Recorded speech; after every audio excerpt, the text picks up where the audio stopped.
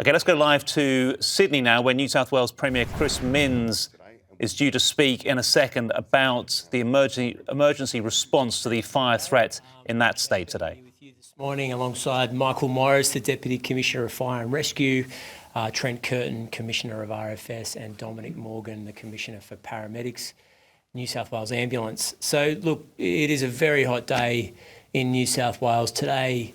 Over 40 degrees in many parts of the state. It will be an incredibly challenging day for the health system, as well as the RFS and fire and rescue. And we're calling on the community to do their bit. And that means looking after one another, particularly the vulnerable, particularly the old and the young. Make sure that you're looking after your pets as well. We do lose people on these incredibly hot days. People die as a result of extreme heat in Australia. That is the truth. And we need to make sure that people are taking the kind of precautions that will keep them alive during a very hot day like the one we're seeing. We're expecting a change in the early hours of tomorrow morning, which means that for most of today, it will be incredibly, incredibly hot. It also means that people use common sense if they're going to be out on one of these days. There's over 30 music festivals across New South Wales today.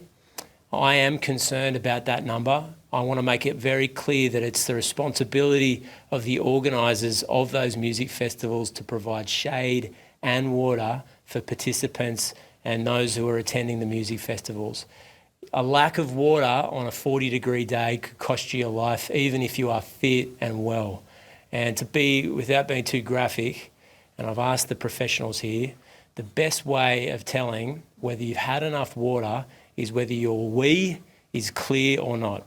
I don't mean to be graphic with everybody, but this is the best way of ensuring that you're being healthy on an incredibly hot day. Is your wee clear? You need to check it and make sure that you're being hydrated. That means drinking water.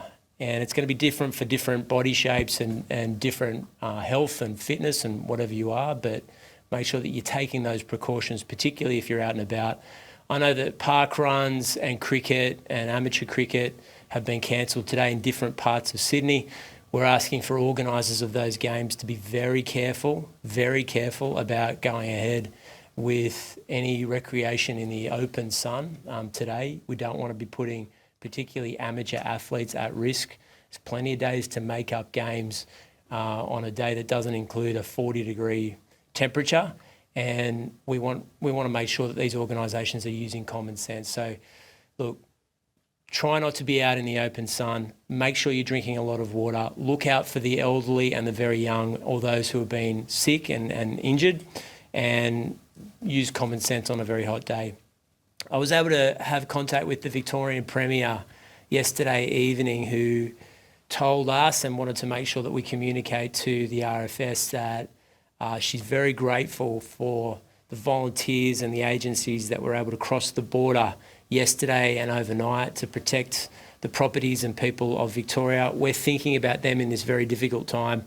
We know that these are catastrophic conditions for many parts of the Victorian state, and that there is grave fears for the loss of life. So we're thinking about our friends in Victoria. We're hoping they get through the next period of time, the next day, with the help that they need, but I know it's a challenging time.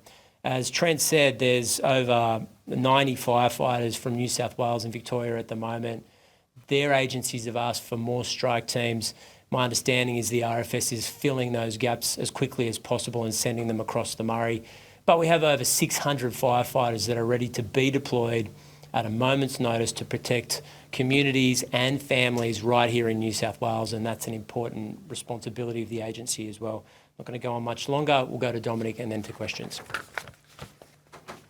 Thank you, Premier. Good morning, ladies and gentlemen. Yes, as my colleagues have said, we're expecting very challenging heat conditions. New South Wales has... OK, let's come back to that press conference for when they're taking questions from the media. But Chris Minns just explained that people need to use common sense ahead of this extreme day of heat today. More than 30 music festivals happening across New South Wales. And he's warning organisers they must provide shelter and water or lives will be at risk.